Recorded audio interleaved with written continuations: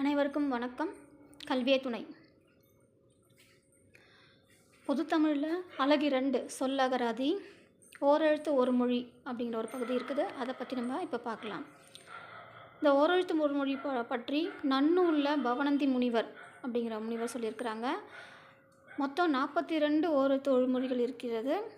அதில் 40 நெடில் 2 குரில் எழுத்துக்கள் இருக்கின்றன. உயிரெழுத்துகள் 6, மா வரிசையில் 6, தா வரிசையில் 5, பா வரிசையில் 5,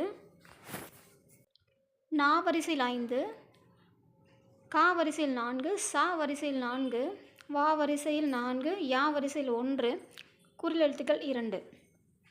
உயிரெழுத்தில் பார்க்கலாம். 6 எழுத்துக்கள் இருக்குது. ஆ பசு, ஈ கொடு, ஏ அம்பு, ஐ தலைவன், ஓ மதகு நீர் தாங்கும் பலகை, ஊ அப்படின்னா இறைச்சி. இப்போது கா வரிசையில் 4, கா சோலை, கூ பூமி, கை ஒழுக்கம், கோ அரசன். சா வரிசையில் 4, சா இறந்து போ, சி இகழ்ச்சி, சே உயர்வு, சோ மதில். தா வரிசையில் தா அப்படின்னா கொடு, தீ நெருப்பு, தூ தூய்மை, தே கடவுள், தை தைத்தல். நா வரிசையில் 5, நா நாவு, நீ முன்னிலை ஒருமை, நே அன்பு, நை இழிவு, நோ வறுமை. பா வரிசையில் 5 இருக்குது. பா பாடல், பூ மலர், அது நமக்கு தெரியும். பே அப்படின்னா மேகம், பை இளமை, போ செல். மா வரிசை 6 இருக்குது. மா பெரிய மாமரம் 2 அர்த்தம் இருக்குது.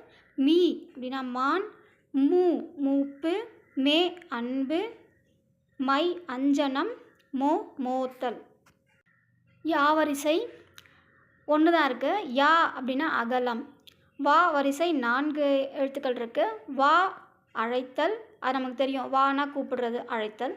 வி அப்படின்னா மலர், வை புல், வவ் அப்படின்னா கவர்.